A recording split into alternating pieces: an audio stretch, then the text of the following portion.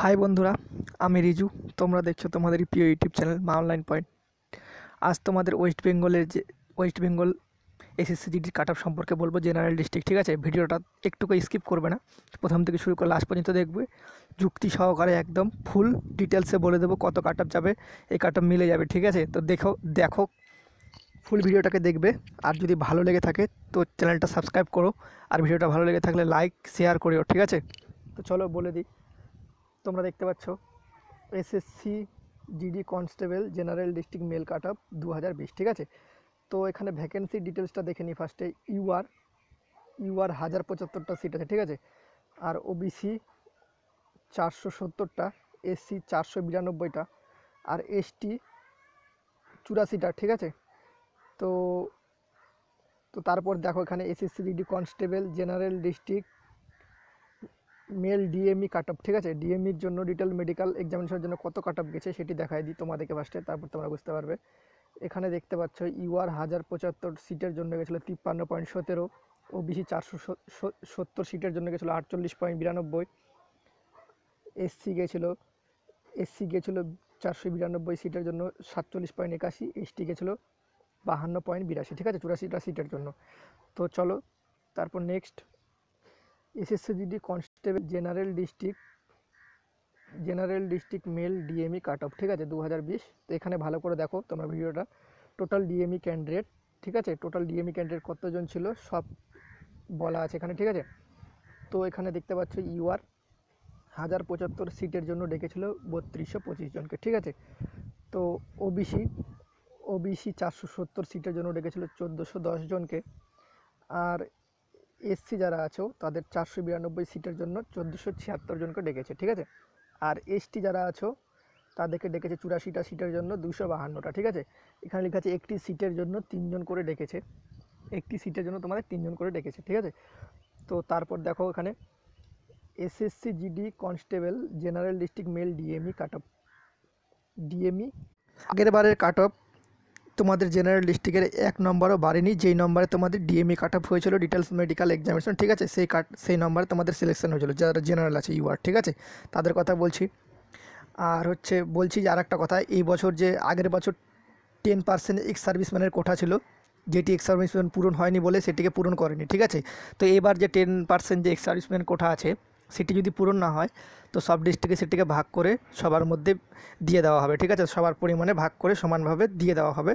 তো এতে কোনো টেনশনের কারণ নেই।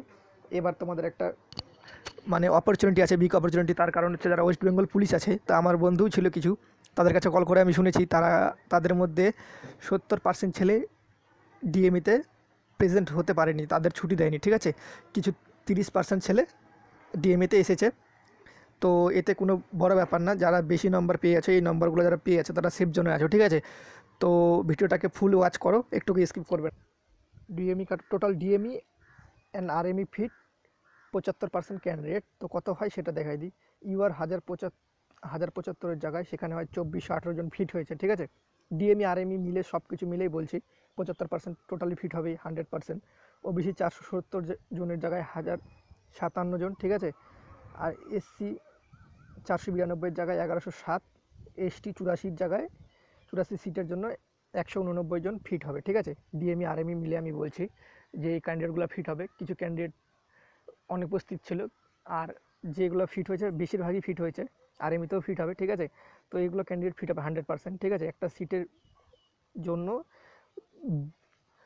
2.5 জন করে ফিট হবে, 2.30-40 এভাবে ফিট হবে। ঠিক আছে, তো এবার এখানে দেখো SSC GD constable general district mail final selection cut off. ঠিক আছে, এখানে তোমাদের যে ফাইনাল সিলেকশন কাট অফ, এই নম্বরগুলো যদি পেয়ে থাকো তাহলে তোমাদের 100% জবটা হচ্ছে। ঠিক আছে, পাক্কা। তো চলো vacancy DME final cut off. এখানেও ইউআর 1075। ঠিক আছে, ডিএমই কাট অফ গেছিলো হচ্ছে 53.17। তোমরা যদি 54.30 যদি পেয়ে থাকো তাহলে তোমার 100% জব পাক্কা। ঠিক আছে, আর ওবিসি যদি 470 ভ্যাকেন্সির জায়গায় 48.92 গেছিলো যে ডিএমই কাট অফ, সেখানে যদি কেউ 50 পেয়ে থাকো তাহলে তোমার জব পাক্কা। আর এসসি 492 ভ্যাকেন্সির জায়গায় 47.81 কাট অফ গেছিলো ডিএমই কাট অফ, আর 49 যদি পেয়ে থাকো তাহলে তোমার জব পাক্কা। ঠিক আছে, আর এসটি ভাই যারা তাদের হচ্ছে 84, ডিএমই কাট অফ 52.82, আর 54 পয়েন্ট যদি সাইড যদি তোমরা পেয়ে থাকো তো তোমাদের তোমাদের জব পাক্কা, ঠিক আছে। তো আরেকটা কথা বলতে চাই, মানে অনেকে বলছে যে দাদা আমি বর্ডার ডিস্ট্রিক্ট আছি কিন্তু আমার জেনারেল ডিস্ট্রিক্টে নাম এসেছে, সেটা কেন? ঠিক আছে, তো সেটা বলে দিচ্ছি, কারণ তোমাদের যে বর্ডার ডিস্ট্রিক্ট কাট অফ গেছিলো তার থেকে তোমরা বেশি নাম্বার পেয়েছো, সেই জন্য তোমাদের জেনারেল ডিস্ট্রিক্টে ঢুকিয়ে দিয়েছে, ঠিক আছে। তো তাতে কোনো বড় প্রবলেম নাই। যদি তোমরা জেনারেল ডিস্ট্রিক্টে সিলেকশন না হয় তাহলে লাস্টে তোমাদের বর্ডার ডিস্ট্রিক্টে ফেলে তোমাদের সিলেকশন করাবে, ঠিক আছে। তো যারা জেনারেল ডিস্ট্রিক্ট আছো তারা সেফ জোন আছো, যদি বর্ডার ডিস্ট্রিক্ট হয়ে থাকো তারা সেফ 100% তাদের জব হচ্ছে, ঠিক আছে। এটুকু আমি গ্যারান্টি দিচ্ছি। আর দ্বিতীয় নম্বর কথা, অনেকের বয়স শেষ হয়ে গেছে, তো তা সত্ত্বেও তারা জেনারেল ডিস্ট্রিক্টে ঢুকেছে, ঠিক আছে। জেনারেল ডিস্ট্রিক্টে তারা ঢুকেছে, তো তারা কি বর্ডার ডিস্ট্রিক্ট পাবে না? তারাও পাবে, কিন্তু একটা কথা, এখানে তারা এসসির সিটে লড়াই করবে, ঠিক আছে। জেনারেলে ঢুকতে পারবে না যারা এজ রিল্যাক্সেশন দিয়ে অ্যাপ্লাই করেছো তোমরা, ঠিক আছে। যাদের অ্যাপ্লাইয়ের বয়স তখনই 23+ হয়ে গেছিলো যখন অ্যাপ্লাই চলে 2018 সালে, ঠিক আছে, আগস্ট মাসে, তখন যদি 23+ হয়ে যায় তাহলে তোমরা তোমাদের যে এসসি কিংবা ওবিসি কিংবা এসটি যে কোঠায় তোমরা অ্যাপ্লাই করেছো সেই কোঠায় তোমাদের দেখা হবে, ঠিক আছে। জেনারেল কোঠায় দেখবে না, সেই কোঠায় পেলে তোমাদের জব হবে, আর না পেলে তোমাদের জব হবে না, ঠিক আছে, সোজাসুজি কথা। তো যদি ভিডিওটা ভালো লেগে থাকে তো ভিডিওটাকে লাইক করো, আর চ্যানেল নতুন হলে চ্যানেলটা সাবস্ক্রাইব করো, আর যদি বন্ধুদের সাথে শেয়ার করে দাও এত পরিমাণে, যারা যাতে টেনশন মুক্ত হয়ে যায়, ঠিক আছে। তো জয় হিন্দ, জয় ভারত, ভালো থাকো। দেখা হচ্ছে পরবর্তী ভিডিওতে, এক নতুন ভিডিওতে। যারা বর্ডার ডিস্ট্রিক্টের কাট অফ সম্পর্কে জানতে চাও তো তাদের জন্য পরে একটা ভিডিও বানাবো বর্ডার ডিস্ট্রিক্টের কাট অফ, ঠিক আছে। একটা ভিডিও বানাতে অনেকক্ষণ টাইম খরচ হয়, আর অনেক বিবেচনা করে যুক্তি সহকারে কাট অফ বানাতে হয়, ঠিক আছে। তো যদি চ্যানেলটা ভালো লাগে তাহলে সাবস্ক্রাইব করে রেখো, আর পাশে বেল ঘন্টিটাকে দাবিয়ে রেখো, তো বর্ডার ডিস্ট্রিক্টের কাট অফটা যখনই ছাড়বো সবার প্রথম তোমাদের কাছে পৌঁছে যাবে, ঠিক আছে। তো থ্যাংক ইউ, বাই।